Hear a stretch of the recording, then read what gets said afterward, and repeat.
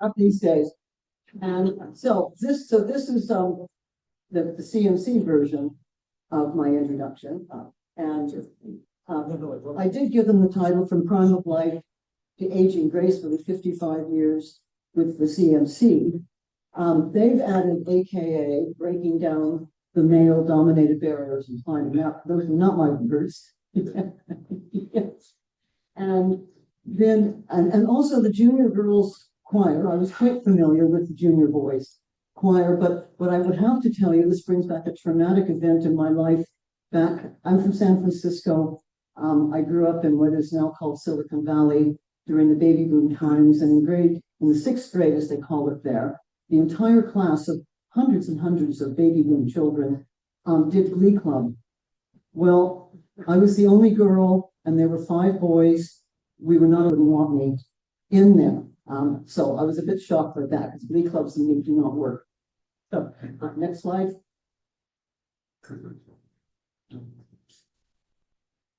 Okay, so this was my first slide before I got the one from the club. And same name title, but I had a slightly more, I think, what you could sort of say, sensitive version of it. The Mountains Are Calling and I Must Go, John Muir, who was my hero as a child. I spent a lot of my time with my parents camping, hiking in Kings Canyon National Park and in Yosemite National Park. So that's sort of how I chose to start the slideshow. Next. And I just want to start this evening with a mention of my friend, longtime climbing and ski partner, Kathy Calvert, who, as some of you know, died on New Year's Day of this year. And I just wanted to briefly mention that there will be, I think it's the 2nd of May, at the Canmore Seniors Center, there will be a celebration of Kathy's life coming up. And I think that there'll be an announcement put up by the Mountain Club at that time. And so I wanted to start with Kathy. Kathy, I met my 2nd summer in the Rockies, 1972. And here was a picture of her skiing. And I was quite new. I was a terrible downhill skier. And I went out, and a lot of us back in those days, little skinny wooden skis, three-pin bindings, little white leather boots. And I went out, Kathy Calvert, John Calvert, Don Gardner, and myself. We were skiing up to Fayhut, and we became like many people. We never found Fayhut, and we also set up too late in the evening, and so we stumbled along. And we finally thought we better bivouac, but we had Donnie Gardner with us, and Donnie can set up a fire and pull down enough boughs to sleep on. So that was fun. We spent the night, and the next day we thought, well, maybe we won't bother trying to find Fayhut, but there was a really nice slope above us with lots of new powder. It was stable. So we started skiing, and remember, a lot of you might not really know, but Don Gardner, John Calvert, and Kathy Calvert were extremely good backcountry powder skiers. Judy Sterner, a failed downhill skier from California, and so we would tromp up the slope, and then the other 3 who would ski, they would ski, make these lovely lines, like a lot of you would like to see. You like to look back up the slope and admire the turns. Well, I was the one that had the exclamation marks, I think you could call them. I was the straight line in the holes, and I looked like a snowball. And I would get out, and I'd stumble down, and I got down the slope, and Kathy came up to me and she said, "Judy, could you try not to cross my tracks?" But she wanted to look at them, and I thought I was out of breath, and I thought, Kathy, you assume I have any control over this. And if I ever do gain control, I'm going to snowplow through your back. So that's one of my early and fond memories of skiing with Kathy Calvert. So next slide. And I also want to just mention again, Chick Scott at the Calgary Mountain Club and the White Museum, the archiving of our history, which I think is such an important project.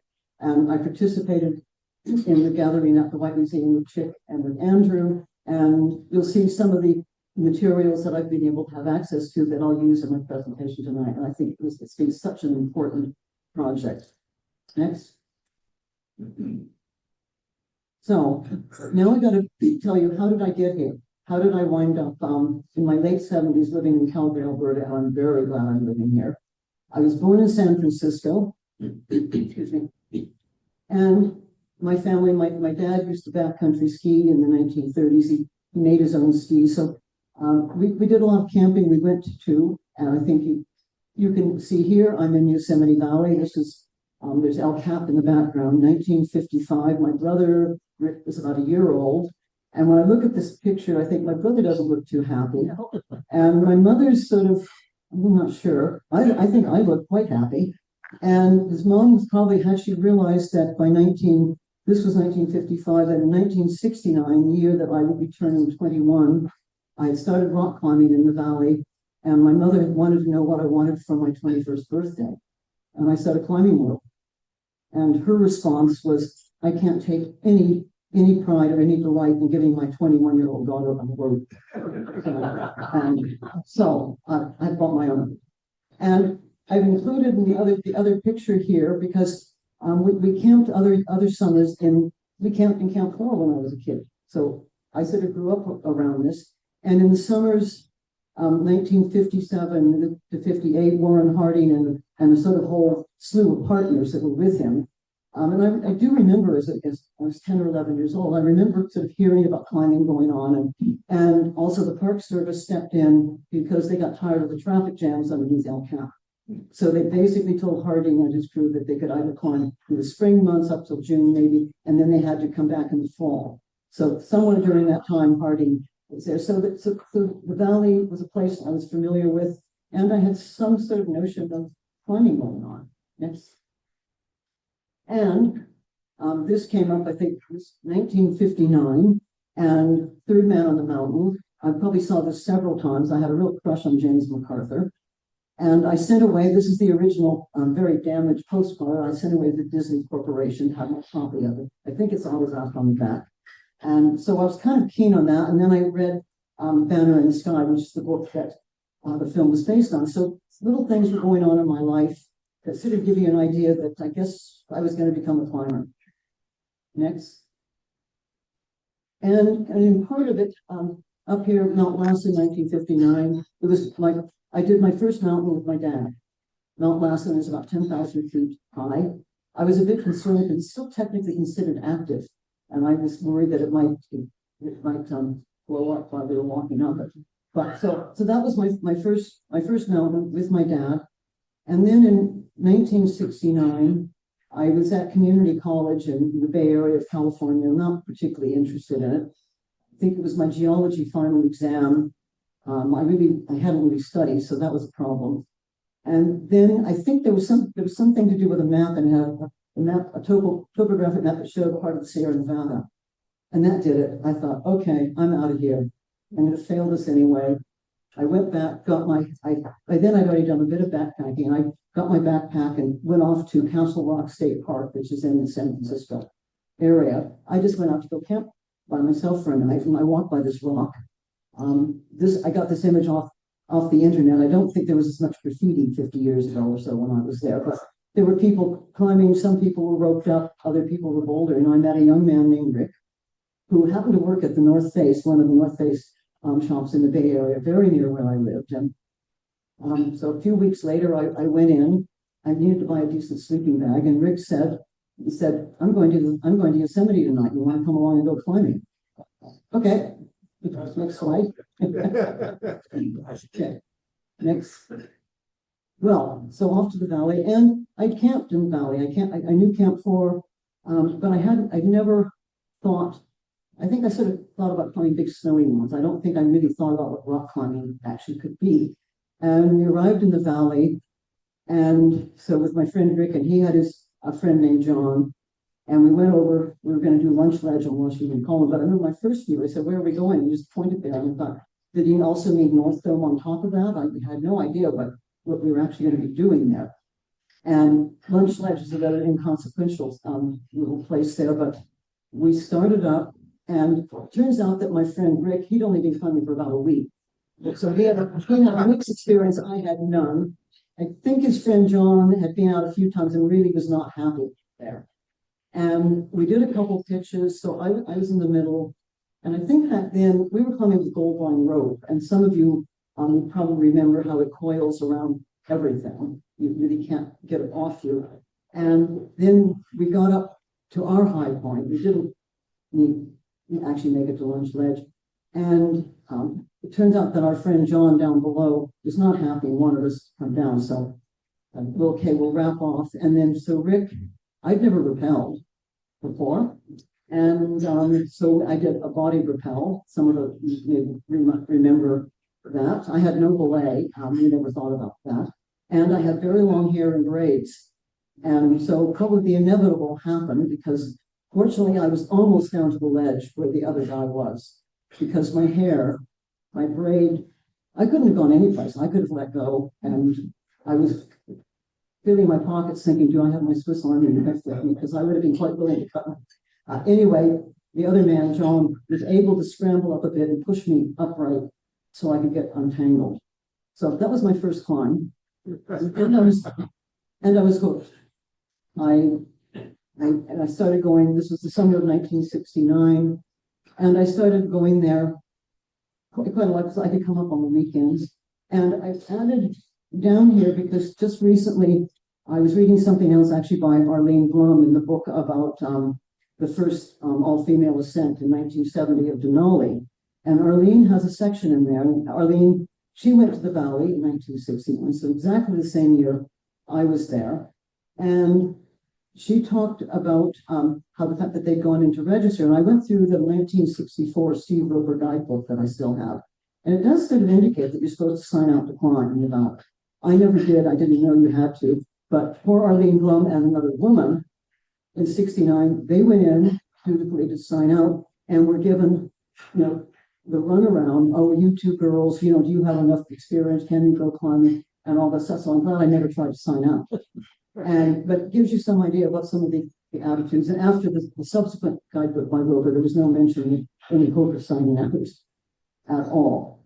And the other picture, one of my climbing partners, I really like to sort of set me orderly with 2 piton hammers, which I didn't use both, and the ropes and organize it all. So while I was in community college, I used to bring some of my fellow students in ski club to go climbing. And I soon started leading, because I think I started leading pretty soon because someone told me women don't lead climbs, which thought, well, why not? And I had enough young male fellow students who didn't know enough to sort of argue with me. So I used to go there fairly regularly. And so in putting together this presentation, and I do have, as you might suspect, since you revealed my academic credentials, I'm an anthropologist and a researcher, and I read a lot about mountaineering history, but thinking about sort of my life as a mountaineer and what was going on at that time, I got out Steve Roper's book, which covers really the whole history of climbing in the valley up until just the early 70s. And then also John Long's book, which starts sort of earliest 70s and goes on, I think, almost into the 80s. The common themes when I went through the books was there were very few women mentioned. Steve Roper, conveniently, he has an index, so I could find some of them. And the few women whose names I recognized, I realized that I knew them, and I had climbed with them. And so you're going to meet a few of them tonight. And the same actually with John Long's book.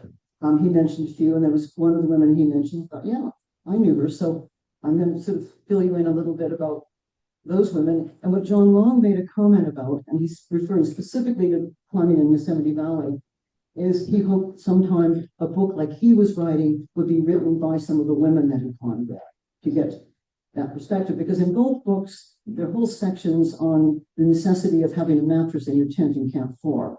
And Steve Roper saying that they didn't really want women as partners, they want as climbing partners, they wanted sex partners. So that's some of the kind of environment that went on back in those times. So next slide. And so these are some of the women whose names were in Roper's book: Elaine Matthews and Bev Johnson. And Chicky already mentioned the Bulgarian Mountain Club. I will talk about my connection with them in a minute, but both Elaine and Bev, I don't know if they were card-carrying members of the Bulgarian Mountain Club, but they were certainly affiliated with them when they had been living in New York and climbing in the Schwangungs. And Elaine, I think she's probably about 6 years older than me.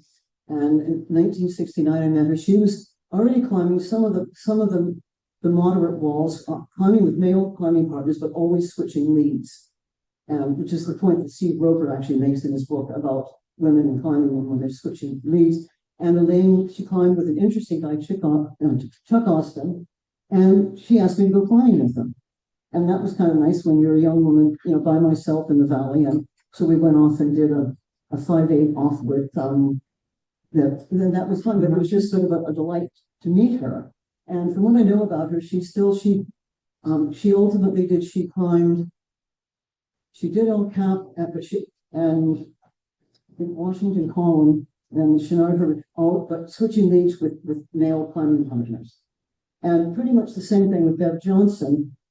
Bev was also climbing with male partners and switching leads on that. But so some of the women, I got to know Bev a lot better over the years. And unfortunately, Bev died in a helicopter accident in the Ruby Mountains of Nevada in 94, while she was very much involved in filmmaking by then. Okay, next. And another one of the women, two of the women that show up again in Roper's book, and Anne-Marie in John Long's book. Anne-Marie is the woman I climbed with the most. Anne was an undergrad at UC Berkeley doing a degree in English when I met her. And we climbed quite a bit. Sibylla Hechtel was also living in the Bay Area, finishing. She was doing a PhD in biology at the time. And there was sort of a whole community of local people. I always think of the Mountain Club and our sense of community here being quite tight, sort of focused on the city, Calgary and Banff and Canmore. In the Bay Area and Yosemite, you had people living all over what is now Silicon Valley, the Bay Area.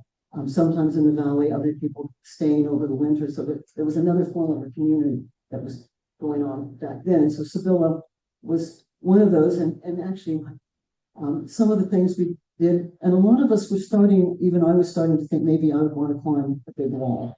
And I didn't last long with that one, I must say. But one of the trips that we did do with Sibylla and Bev, we both happened to have been living at Mammoth Mountain on the east side of the Sierra that winter. And I think they came by and they just said, let's go ski across the Sierra. And I had a pair of old downhill skis with stiletto bindings. Bev Johnson was actually a very good cross-country skier. She was a racer. She had some cross-country racing skis with little pen bindings. And I'm not sure what Sibylla had. And we were going to basically skiing the Tioga Road, but we got it in a bad year. They were already plowing it. There wasn't enough snow left. We wound up getting up the pass on a snowplow. And because there's nothing to ski on, we entered the national park, but it wasn't technically open. We were in, and we would ski a bit, and then we'd walk on the road and then ski where we could. And ultimately, we got a ride in a ranger truck down to the valley. So that wasn't a particularly successful ski trip for us, but it was just something that we did together. And it was a fun way to arrive down in the valley for that season. Next. And this book that came out just during the summer, and it won the prize at the Banff Festival last year, 30 Below. And I got it from my local library back last summer, and I read it. And it was interesting because, and especially all the detail, the difficulties all those women had getting permission to go to McKinley, and just all the considerable obstacles that were put in their way. But I was particularly interested because I knew a certain amount about it, because one of the members of the group over here, Margaret Young, I lived in her house in the Bay Area, and I climbed with her. But I met her after Denali, and she never talked about Denali much. And it's quite clear when you read the book, Margaret was pretty quiet. She was an interesting, rather eccentric person. And I lived in her house. I rock climbed with her in Yosemite. We tried Mount Shasta in winter. But so it added another layer of interest to read a book about someone that I knew and about her particular life. And they mentioned some of the things. Margaret's really pretty ratty old Land Rover, which I had the misfortune to have to drive sometimes. And her Cessna, she was also an airplane mechanic and owned a small aircraft business and owned a plane. And when she flew over to Mammoth Mountain, the winter I was living there, she took me up for a flight and we flew over the Sierra a bit. So she was very much an interesting character. Next. and sort of pursuing partly the literary approach to looking at sort of women in climbing, and particularly how my life fit in there. And partly because, of course, Arlene Blum had been part of the Denali Women's Climb in 1970, and then she went on Annapurna, and I couldn't resist. I've recently read Arlene's book finally, the T-shirts. It's Better on Top from '78, and then I'm wearing it tonight, but it's too cold to take my jacket off. The 1980. This is for Dalagiri. It's Better on Top. And so lots of interesting things were going on. So sometimes subtly, sometimes not so subtle. Next. And of course, in terms of memoirs, of writing about as a woman in the mountains, John Long was interested in writing about particularly the valley, but here we've got others writing about Annapurna, Sharon's memoir about Ever. So there's lots of interesting stuff to be reading up in right now. Next. And I keep finding even more, and I can't stop researching. I think mountaineering women. I went to the Banff Festival last fall. I think I saw quite a few of you there. I realized that a lot of the genuinely old climber friends of mine were all there. And I remember Sharon being part of the panel, and Lynn Hill, and a huge lineup, particularly of women get signed copies of that book. I certainly remember that day, and I bought a copy. And I've read most of it, although they're mostly articles that have been previously published, and they span quite a range of time. I came across this other one that I've got a list of the actual, again, it's edited papers. It's not a single overview. I like the image on top, on the front of this book. Some of you may recognize the significance of it. But in there, so this is specifically about Yosemite. And Sibylla Hechtel, the piece she wrote back in 1974, it was published originally in the American Alpine Journal, untitled, because the original title they wouldn't publish, which they had the guts to publish it, because it was called Walls Without Balls. And so Sibylla had written this because first she and Anne Marie Rizzi had done, I think, the first all-female ascent of Washington Column, and then Sibylla and Bev Johnson did El Cap, the triple direct. So that's really what it's about. So next. And I just came across this just Googling the other day. I spent some time in the Tetons, but I just thought it was interesting to get something else that was going on with women and getting their perspective on mountaineering. Next. Okay, now you're going to have to just deal with just me. This is me trying to, and it's been interesting to try to sort out your life, looking back over 50 years, going through old photographs. But I've mentioned I started climbing in the valley in '69, and I had the privilege of climbing with some interesting women while I was there, and a lot of nice guys I'm climbing with. I've done a little bit of climbing up in the high country out of Tuolumne in the Sierra. And so I kind of like the idea of granite in big mountains. That just seemed good. So I thought, okay, so my second summer of climbing, I decided I would go to the Wind Rivers, and particularly to the Circuit Towers. And so I got a ride out there, left the valley in the spring. It's sort of annual migration when people either go to Alaska, they go to Canada, they go to the Wind Rivers or elsewhere to get out of the heat and the cohorts, the tourists in the valley. Next. Okay, but this was my climbing partner, Joe Kelsey. So I have to sort of tell two stories once. And again, Bulgarian Mountain Club. Well, Joe was a member of the Bulgarian Mountain Club, and he was the editor of the Bulgarian Digest. And so, and he was a great climber. He later wrote a guidebook for the Wind Rivers. I climbed with him season 1970 in the winds. But it's sort of diverting to a slightly different story that starts to bring the Calgary Mountain Club together with the Bulgarian Mountain Club. And perhaps why I adapted so well to the Calgary Mountain Club from prior experience with another rather disreputable mountain club. And so Rob Wood, this was a picture taken a few years later, but Rob had been down in California that year. And I think that was before he was really sort of took up residence in Canada at that time, but so does Rob. And 1970, we'd all gotten we'd all been in, most of us in the Tetons and the Wind Rivers that summer. We were back in the valley, and that was the summer where they'd had the big riots at 4th of July in Stoneman Meadows. And that wasn't climbers. The climbers were all gone. That was hippies that was going on, and the U.S. government all at the same time. So it had been a pretty strange season there.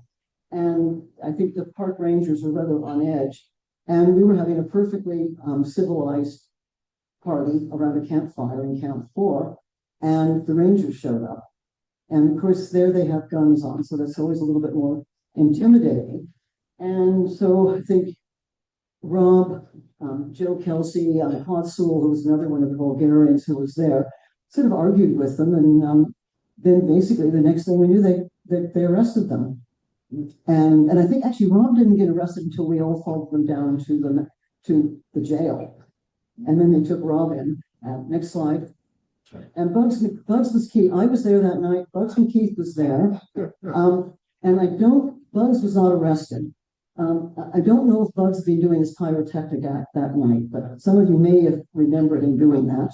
Certainly he did it quite often in Yosemite. And the end of the season, one year, he had virtually nothing left of his beard, because I think he dribbled a bit with the white gas.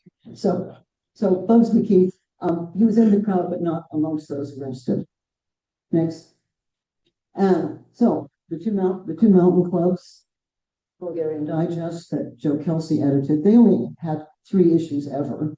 And I just want to point out something, the little sheep up there. And there's something about climbers, male climbers, and clubs and sheep. So just remember that little sheep.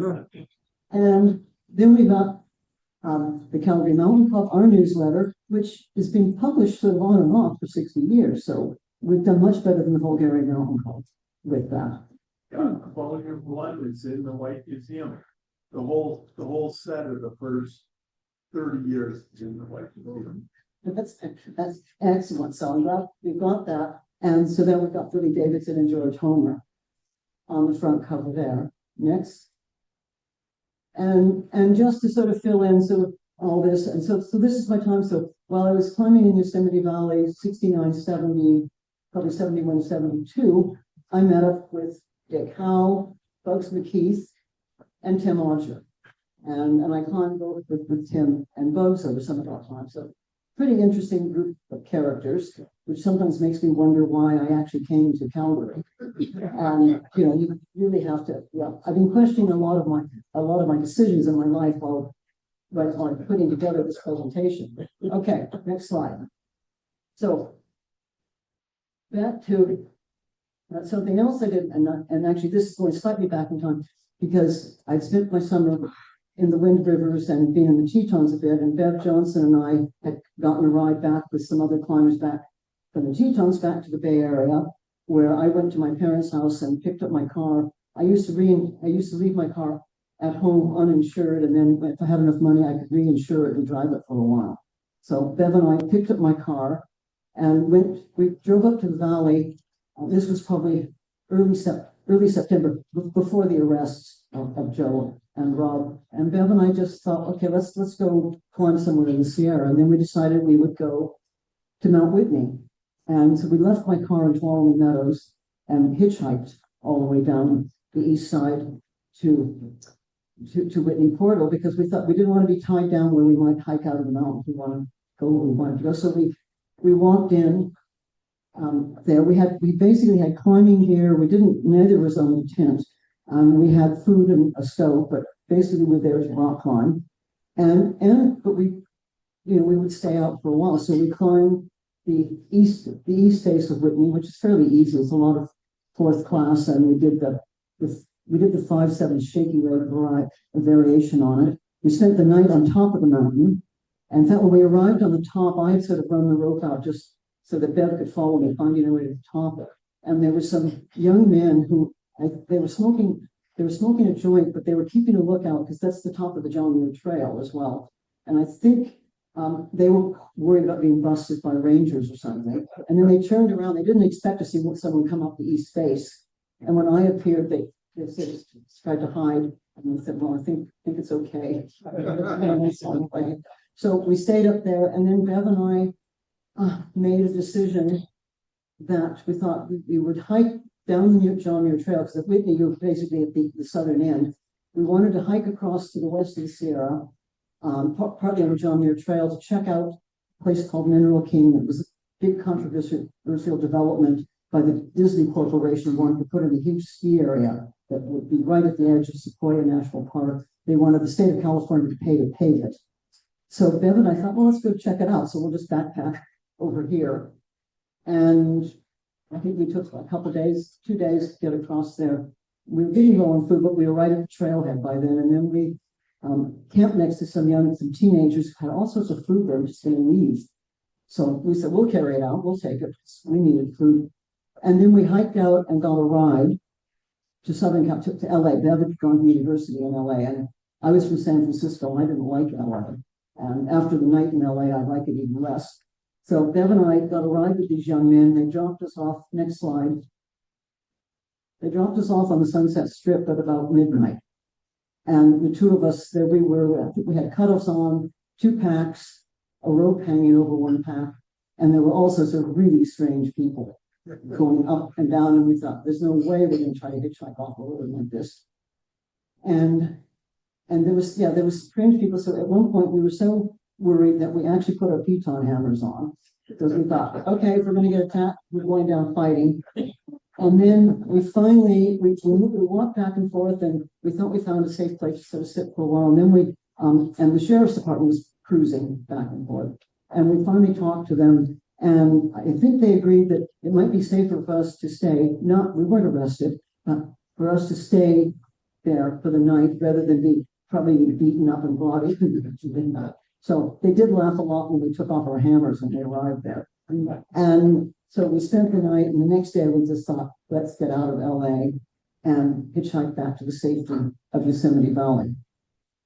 Next. And so 1970, my big trip was to go to the Wind Rivers.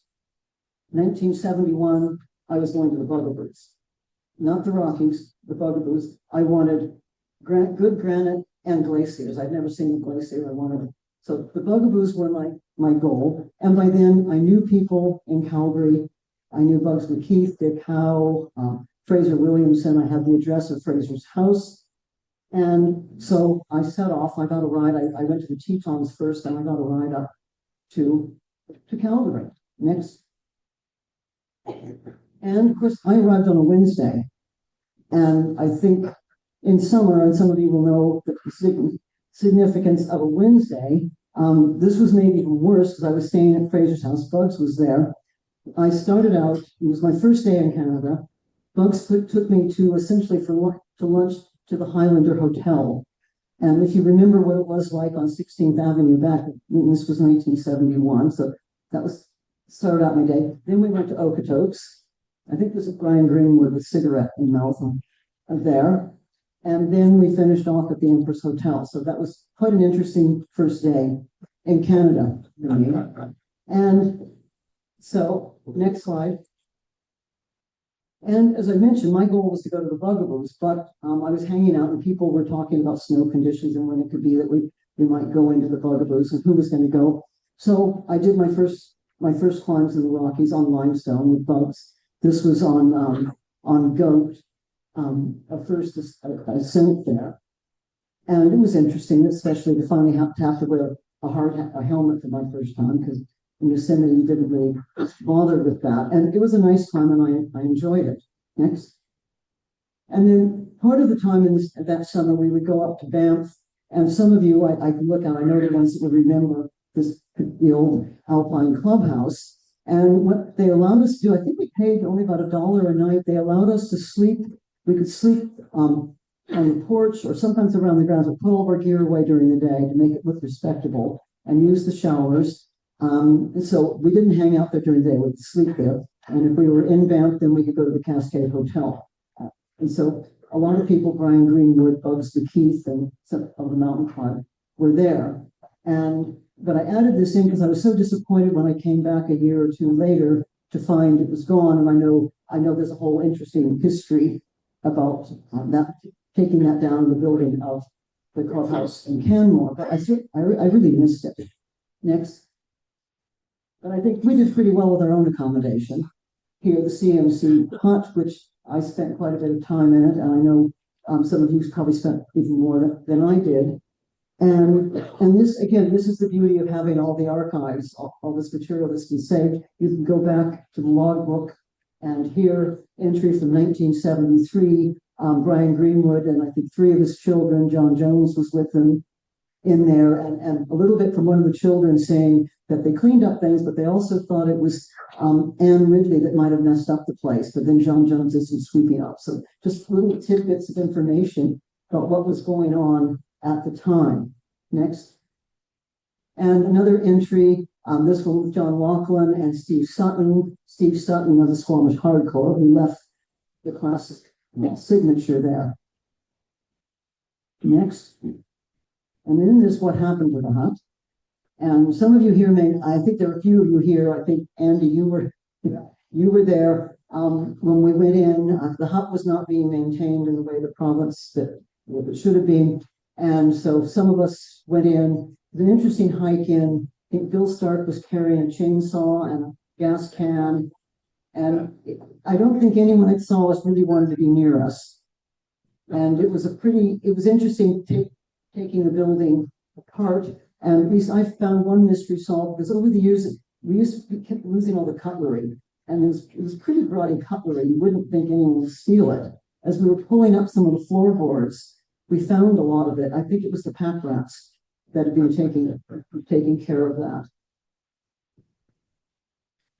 And so that's sort of the end of that hut. And I'm glad I was there. It was kind of sad to do it, but I'm glad I was there and I never want to be near such a big fire ever again. Sure. Sure, got the chainsaw coming. Okay. How's fire person Well, thank you for adding that. And I also remember there was a troop of Boy Scouts with their leader that had backpacks on. They came by. I remember Kevin, I think he looked over and he said, "I hope you weren't planning on staying here tonight."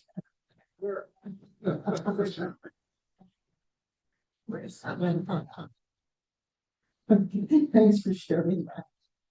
Okay, next. Okay, bugaboos, that was my goal. And it took a long time for it to happen because for some crazy reason, Brian Greenwood, George Homer, I was going to be climbing with Bugs McKeith, Gary Pilkington, and his climbing partner Paul, and then Chris Jones and Tony Kramer had come up from California. We were all supposed to be going to bugaboos, but then they had this idea of going further west to the Gold Range, heading towards Revelstoke, and this became sort of an interesting way to start my summer trying to get to the bugaboos because I didn't get to go there yet.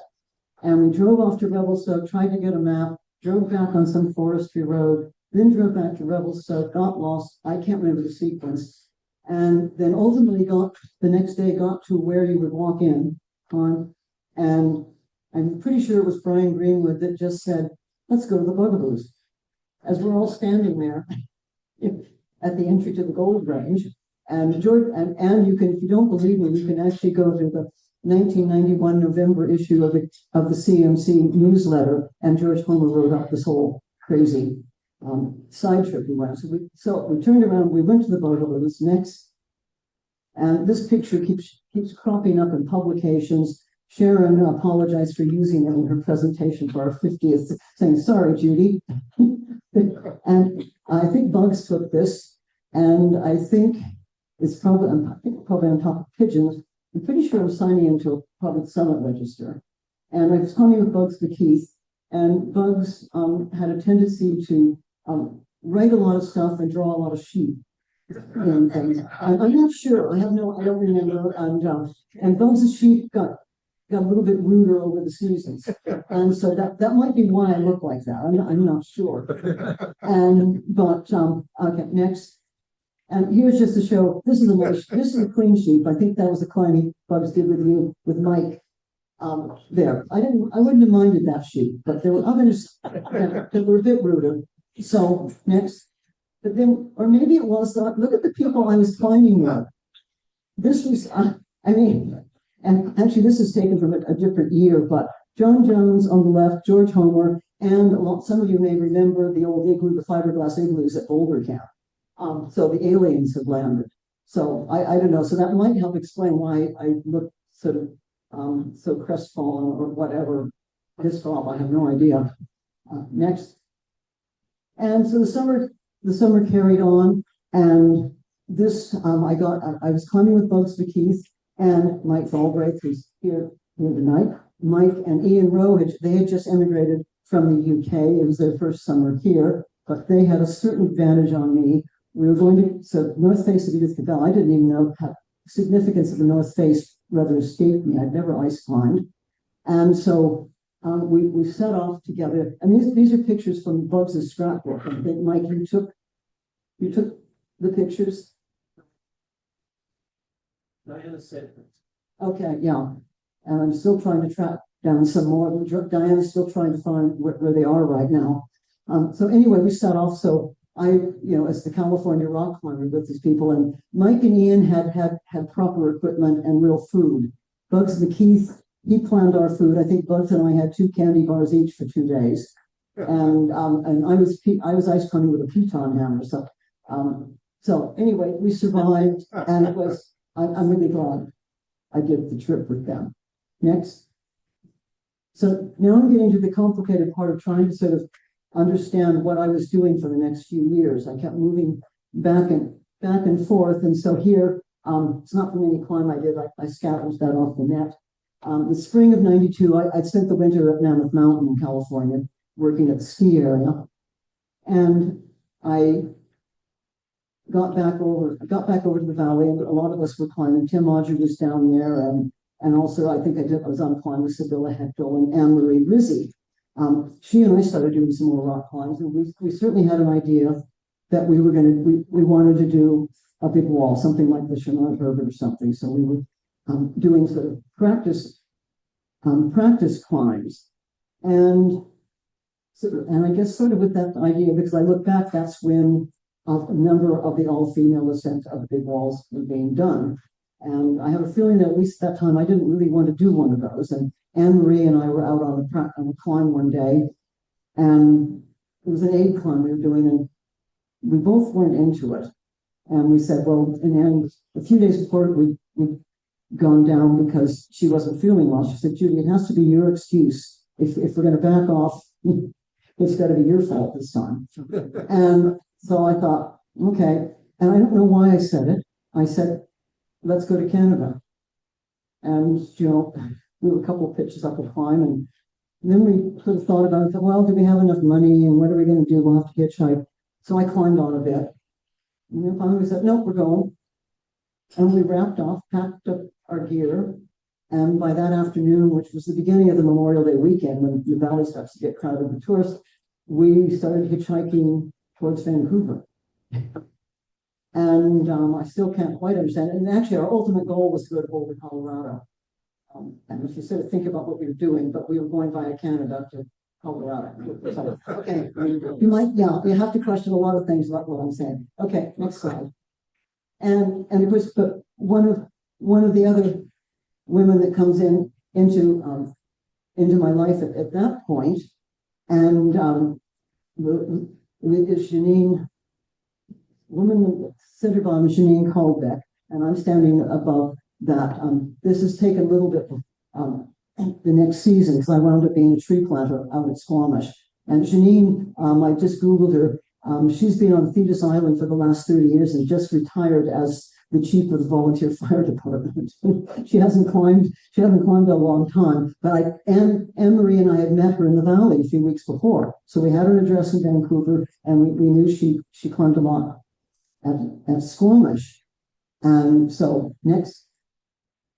So we carried on, and here I'm trying to cover a whole parts of stories all at once. The Grand Wall, which Anne-Marie and I decided, while in Squamish, we would try the Grand Wall. We fixed a few pitches. Janine was going to go back up with us, so the three of us would have gone on. Then it rained for 3 days, and hanging out with the Squamish hardcore and the bar was also getting rather exhausting. So finally, we just said, I went up and got the ropes down and said goodbye to Janine, and we took off. We hitchhiked. We were hitching to Calgary ultimately, And this is how I met Chick Scott. This is, and it's hard to reconstruct all this at this point, but Anne Marie and I, we spent the night at a hostel in Revelstoke, and we were on our way towards Banff and probably to go to Calgary.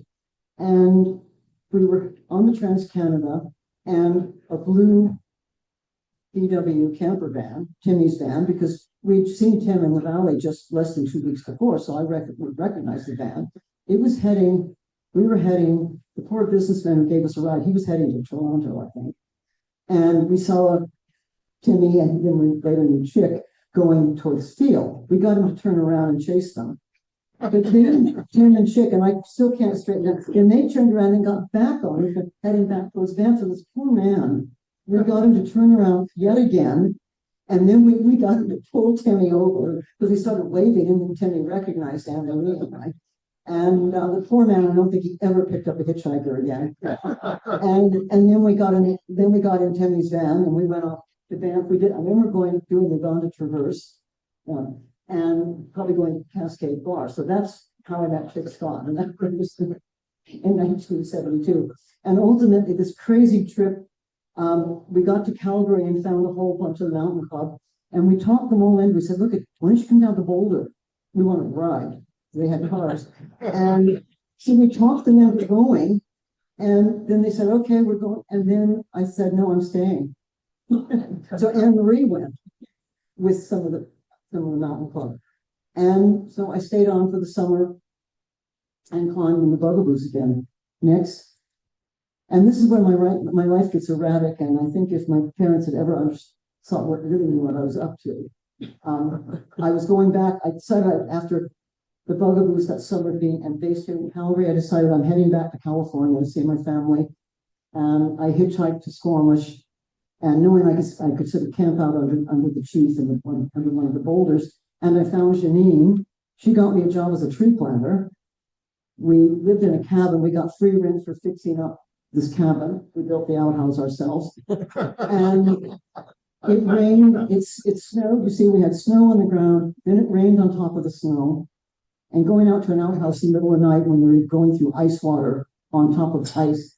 And I thought, okay, I'm going to Alberta next. And it only dawned on me a few days ago. So I was putting this, and I thought, what was I doing? I knew Calgary, I climbed here in the summer. I'd never been in Alberta in the winter. And I arrived in February. And I loved it. And I stayed. So I got into ice climbing and more mountaineering. Next, and just sort of settled in to life here, also going back to the valley. I think we saw this slide with last week, I think, up on El Cap meeting.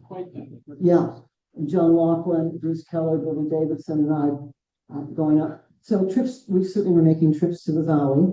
Next, and I got more and more. After learning to ski with Kathy Calvert, I finally got slightly better at skiing.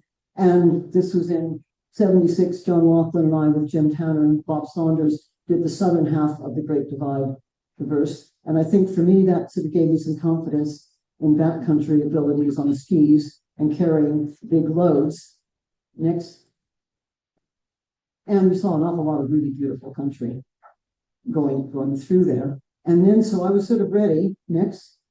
So then Chick Scott got things going in it started in 1976, really, when we were getting organized to go to Logan to do what the Southwest Buttress.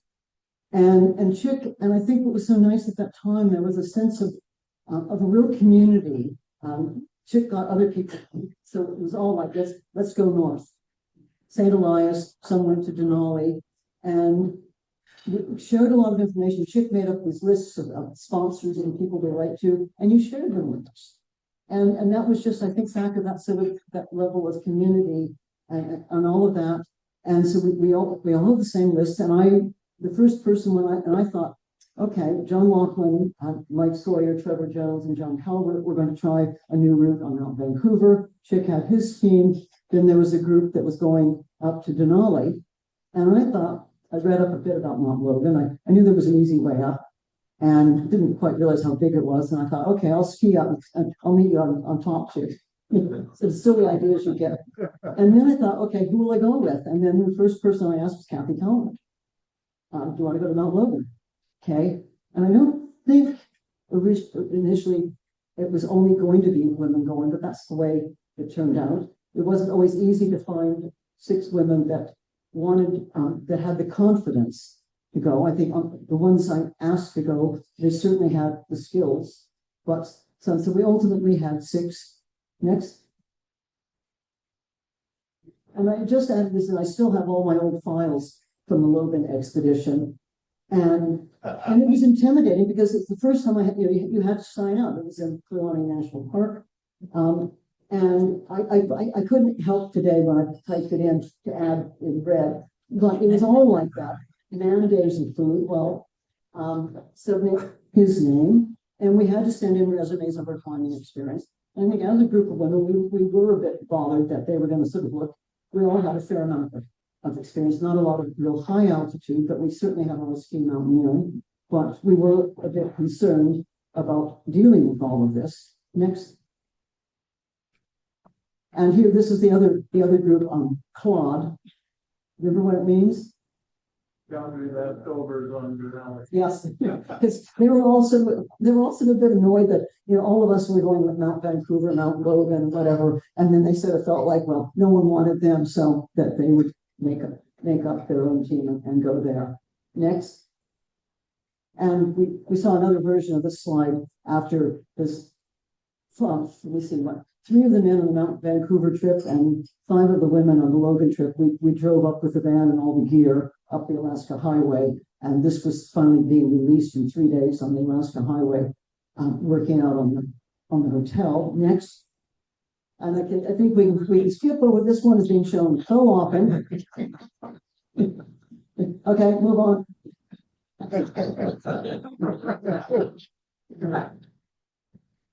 All right. Okay, right, now, good, thank you. And this one, I didn't like you showed, and then my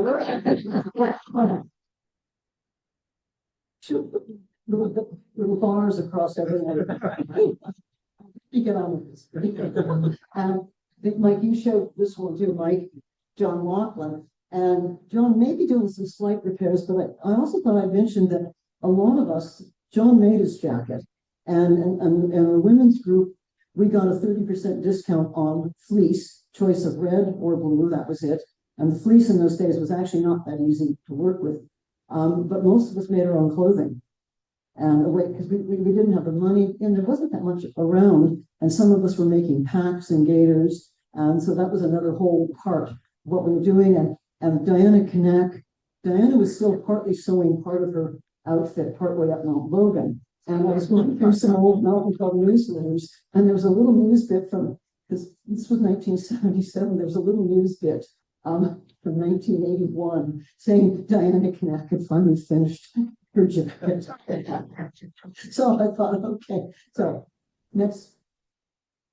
And here, I was certainly, and again, I was worried because Parks Canada comes out to check out your gear when you go, and we were going on essentially cross-country skis, and most of us had fiberglass, but we were not going on the standard more ski mountaineering route, and I was really concerned that Parks, I think, because that's what we were used to. We were absolutely prepared. Sharon, we had double Galibier cross-country ski boots and neoprene overboots. We were very well prepared, but I was quite concerned that Parks Canada might say, oh, what are these women up doing and taking these skis? Kathy Calvert was skiing on wooden skis, and they might have had a heart attack if they'd seen it, and it all worked out. Next. And here's when we landed in Cambridge with Renee, who didn't really, he handed me the map when I got in the front of the plane for the first load and said, where are we going? And the Arctic Institute pilots who knew the mountain very well, they were placing bets if they were going to make it off the Killarney airstrip. So we flew out by helicopter. Next. And it's not a technical climb, but it is a big mountain. And there was when we had good weather, we had an awful lot of terrible weather. It was a pretty good place to be. And, quite spectacular, just the scale. Next.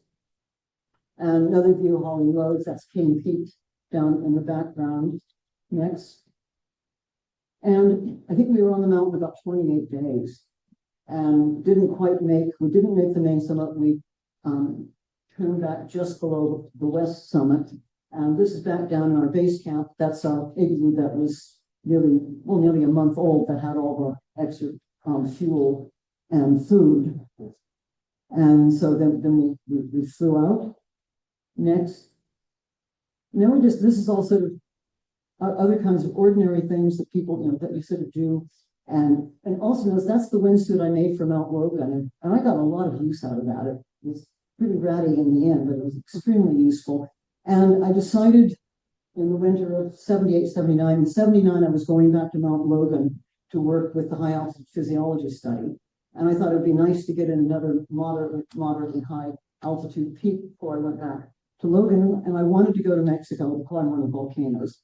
And my friend Janine Hallbeck, who lived in Squamish, I got in touch with her and she said, okay, she drove out from Vancouver and met me somewhere north. We drove down, I think, to Spokane. So that's her van. We stopped off to go downhill skiing on the way. We had Christmas with my parents in San Francisco area, and we left her van. So we really did a ridiculous road trip. We literally went by road. I went by road all the way from Calgary to Orizaba. I flew home. I wasn't going back by land, but so Janine and I, we left her van at my parents' place next. And then we climbed Orizaba. Actually, can we go back to that summit? Has anyone been on that summit? How many other summits has such amount of junk on? Everest would be probably different. I don't want to. Yeah, no, I remember being quite appalled there. And it also There's a lot more junk now. Probably, yeah, and it reaches sulfur. Okay, next. Yeah, and then 79, I went back to Logan with the high altitude physiology study. There, our job was to climb the mountain, set up the research camp. We were the guinea pigs, and we had to go on snowshoes. They wouldn't let us ski because even though like I'd skied the mountain, we didn't know each other. We were there to work and do research, so it was horrible. Absolutely horrible. And these were wide, old-fashioned ones. But once I got up there, they flew up our skis. So I had my skis. So we were basically construction workers. We acclimatized pretty well. We set up the whole facility. And then we had remarkably bad weather the rest of the season. Next. And here's where we get back to, I joked a couple of years before that about possibly meeting up with Chick on the summit of Logan. And so one of the things that did happen in 79, once we got the research facility set up, we were able in two separate teams to get to the main summit of Logan. So the day that I went out and I took this from the top, I bumped into a couple old friends on Mount Logan. I knew they were there because they would have gone through the high camp, the physiology camp on the way down. Next. And then, yeah, because at that time in 79, this was the third attempt on that route on Logan. And that year, John Laughlin, Jim Elzinga, Al Burgess, and Ray John were there. So I knew that they were on the mountain.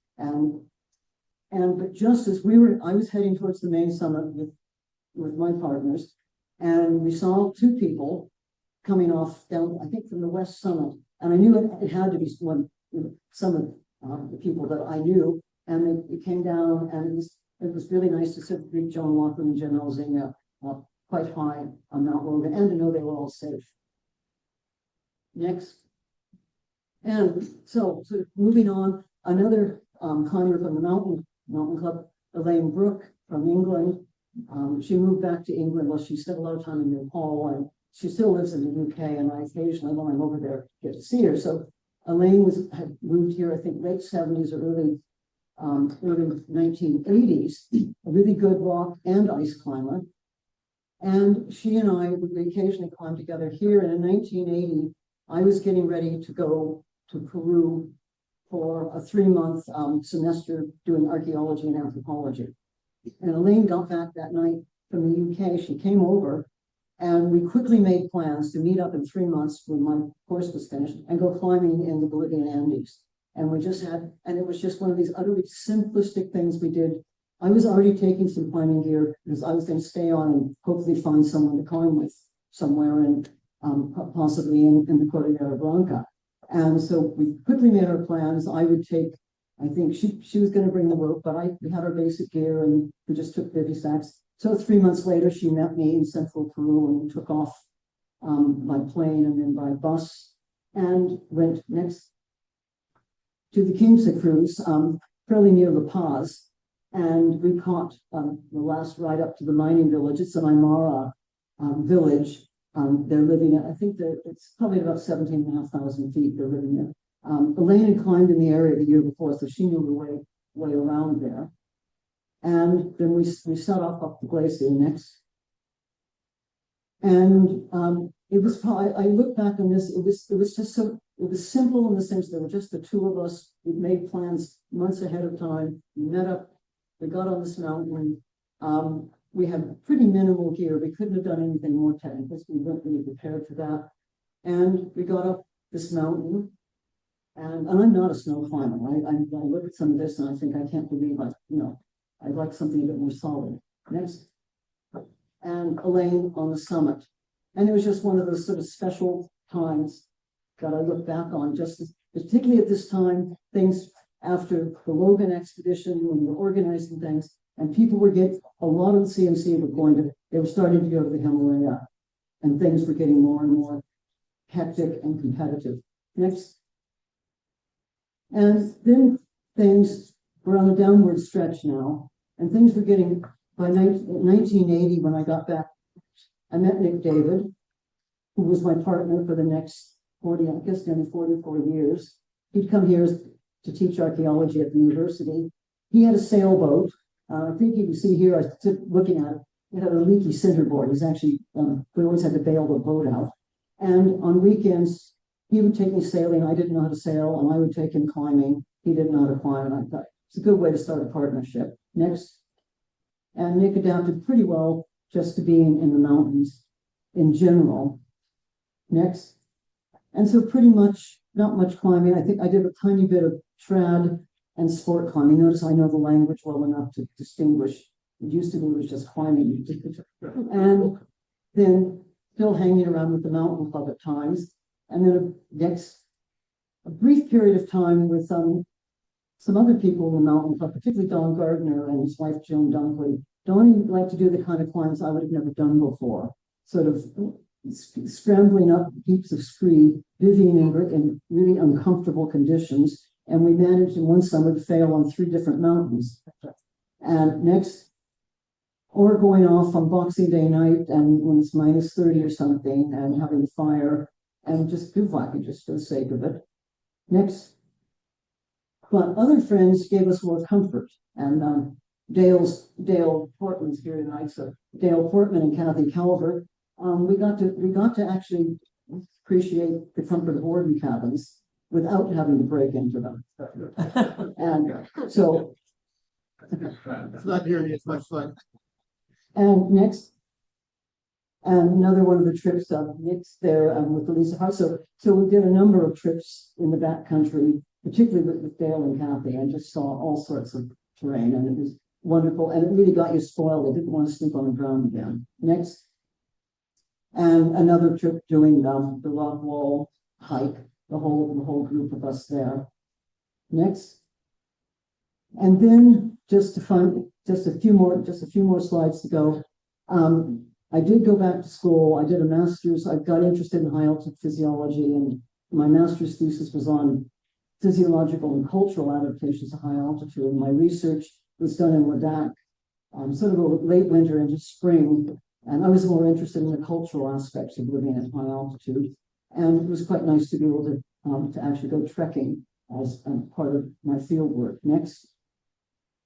And then, and this is where, if I think back to John Muir about always wanting to be in the mountains. So even though the mountains I wound up spending a couple of years in with Nick, we had a couple of research projects in Cameroon and Nigeria, the Mandra Mountains. They're a low altitude mountain range, highest peak 1494 meters. But people are living there, they're farmers. Each ethnic group speaks a different language, they have different styles of huts. And we lived in those mountains. on and off for a couple of years. Next. And another part of it, walking up a path built out of granite. And next. And then we started getting into other things. Nick and I got into astronomy quite heavily, and we looked after the Alberta Star Party for a few years. And it was kind of nice to reconnect with an old friend from the Mountain Club, Sean Doherty. Sean at that time was the director of the Dominion Radio Telescope facility out at Penticton. So Sean came, and of course now he's at Alma on the Atacama. So we reconnected with Sean there. Next.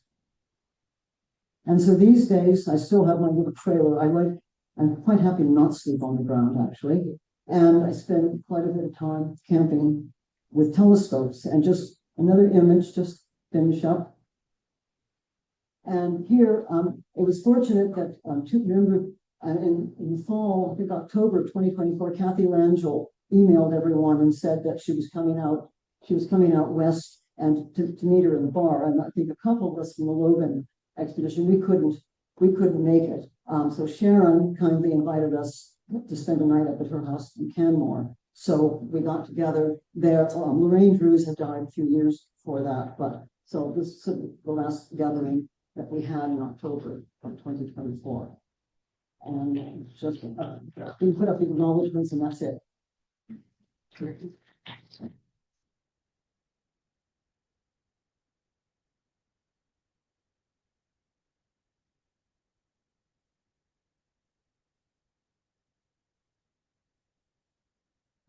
Thank you so much, Judy. Those were incredible stories, wonderful stories. I think I was just looking around the room. I think I can speak on behalf of all of us here. We really enjoyed that. Thank you. Have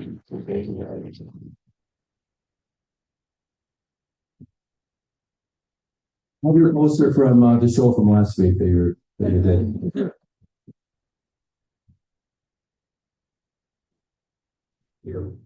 Hey, let's thank her one more time. Judy, thank you.